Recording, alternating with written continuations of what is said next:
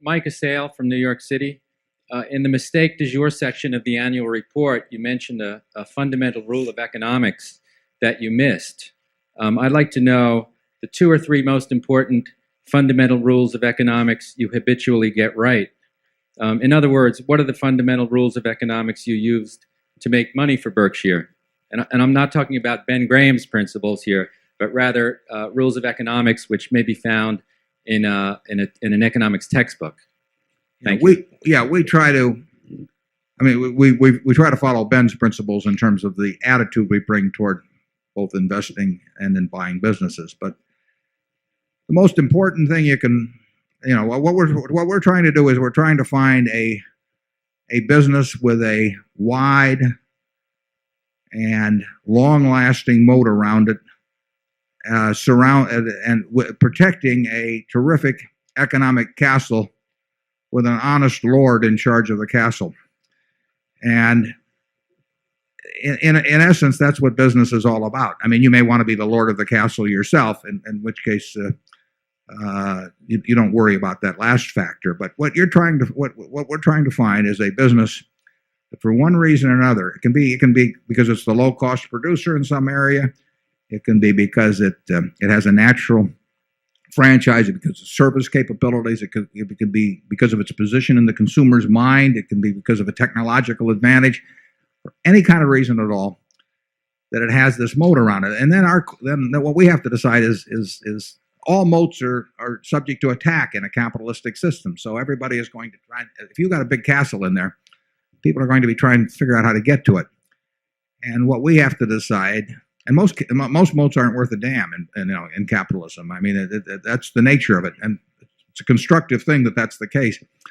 But we are trying to figure out why is that castle still standing, and what's going to keep it standing or cause it not to be standing 5, 10, 20 years from now. What are the key factors, and how permanent are they?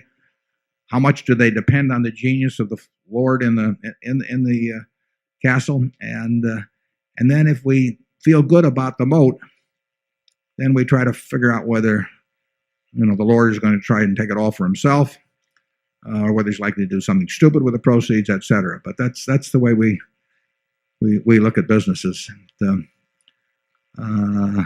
Charlie, you want to add anything?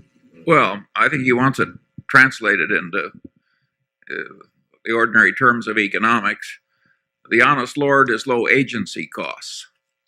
That's the word in economics. And the microeconomic business advantages are, by and large, advantages of scale.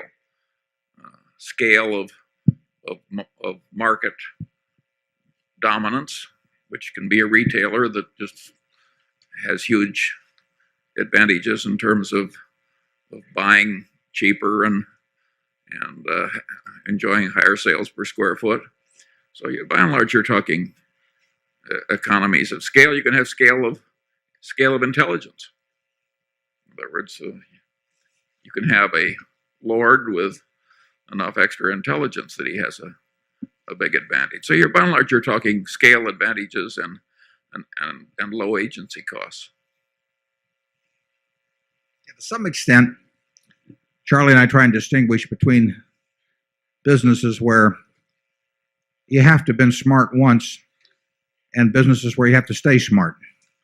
And I mean, retailing is a good case of a business where you have to stay smart.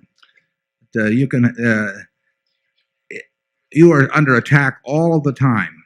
People are in your store. If you're doing something successful, they're in your store the next day trying to figure out what it is about your success that they can transplant and maybe add a little something on in their own situation. So you cannot coast in retailing.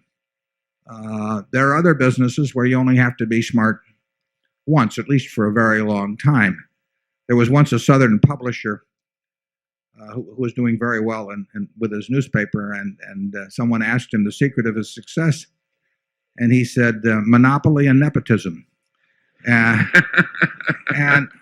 I mean, he wasn't so dumb. I mean, he didn't have any illusions about himself. And if you had a big network of television affiliate station 30 years ago, there's still a major difference between good management and bad management. I mean, a major difference.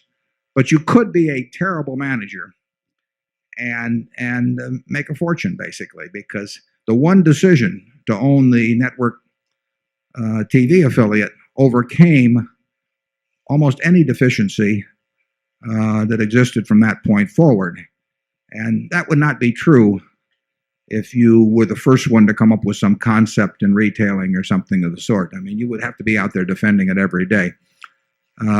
Ideally, is you want terrific management at a terrific business, and that's what we look for. But as we pointed out in the past, if you have to choose between the two, get a terrific business. Charlie, anymore? See, Zone 7, I believe, is next.